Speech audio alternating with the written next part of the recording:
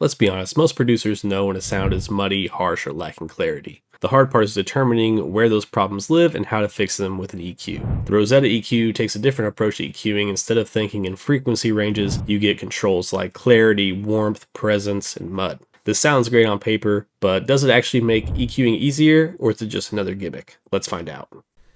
Alright, let's take a look at the plugin. The first thing you'll notice is there is an additive and a subtractive tab. So the additive obviously is going to be boosting frequencies, and the subtractive is going to be removing them.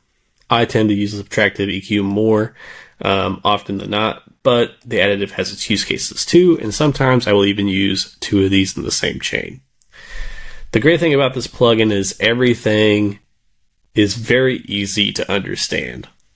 Like, if you want more clarity in your sound, you're going to use this clarity to boost it. If you want more presence, you can use the presence. If it needs more low end, you can boost the bottom. If it needs some air, some high end, you can boost that. It's all very easy to understand. And then we have this, output gain here. Same thing on subtractive. You can reduce your SNTs, you can make the sound darker, you can reduce harshness, you can tuck it, push it further back in the mix, you can take out mud if you're having some muddy frequencies, and you can cut the low end. So honestly, this is a great way to EQ. This isn't like something that's going to replace like Pro Q4. If you're a super experienced mixer, you may not find this plugin very necessary. Doesn't mean it doesn't have its use case, but it may not be a must-have for you. Who this is a must-have for, I think, is people who don't necessarily know how to EQ super well, or they just want to speed up their workflow. Because there's no frequency searching. All you have to do is come in here and say, okay, is my sound too harsh? I'm going to take some of that out. Is it muddy? Take some of that out. Do I need more presence? I can boost that. If it needs some warmth, some like low mids, I can boost those. It's super easy to determine what you need to do here. And you don't have to think about frequency ranges or anything like that. It's all plain English, easy to understand. So anyone can pick up this EQ and start EQing their sounds better. The other thing I really like about this EQ is it's not a visual EQ. You're not watching frequencies. All you have are these dials to turn up and bring down, and you have to use your ears to determine what the right placement is. We're not worried about taking away 3 dB from 300 hertz or boosting 5 dB at 2000 hertz or whatever the case may be.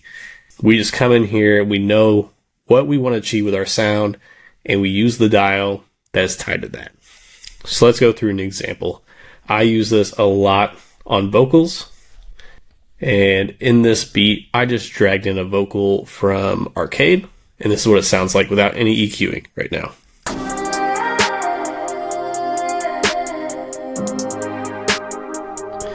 Okay, so this is a dark beat, and this vocal is a little bright.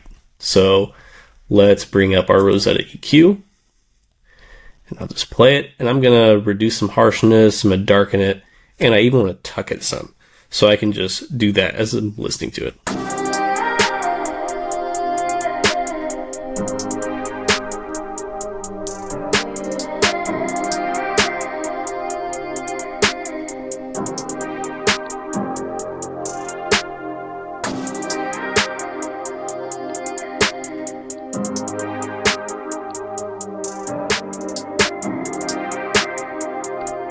Okay, so you can definitely hear the difference there.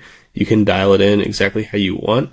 Now that vocal is not so up in my face, it's now sitting in the background and it's fitting the vibe better because I took out a lot of that high-end frequencies. But I didn't have to sweep for frequencies or mess around with Q shapes and different curves and all this.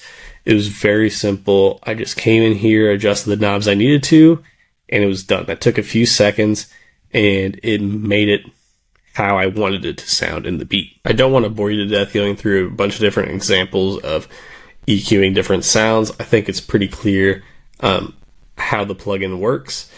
The only other thing down here would be the bandwidth style. Balance is going to be in the middle. Extreme is going to be like a wider curve, so you're going to be boosting or reducing a wider range of frequencies, and the surgical is going to be a smaller range of frequencies. I don't really know what the enhance feature does. I never use that. I mainly just mess with these up here, and I'm usually on the balanced bandwidth style. Sometimes I'll go surgical if there's something like, there's just like maybe the harshness, like something's just a little harsh, put on surgical, drop the harshness, and it won't affect much of the rest of the sound, just gets rid of the harshness. So what are some of the benefits of the Rosetta EQ versus a standard EQ plugin that you might be using?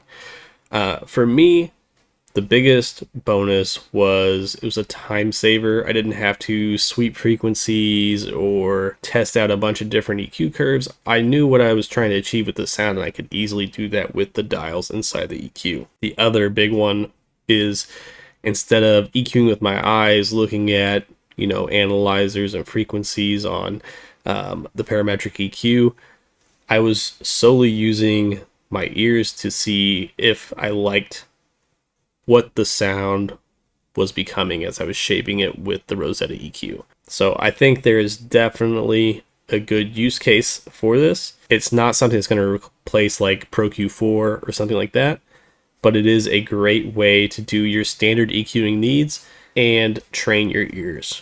My final verdict on this plugin is, if it is something that appeals to you, if you like the idea of being able to EQ based on standard terminology that makes sense to musicians, then you should totally go for it. But if you're thinking, I don't need another EQ plugin, then this may not be for you. But I do love the way that it takes all the guesswork out of EQing and makes it so that you can quickly EQ your sounds based on what you're wanting to hear.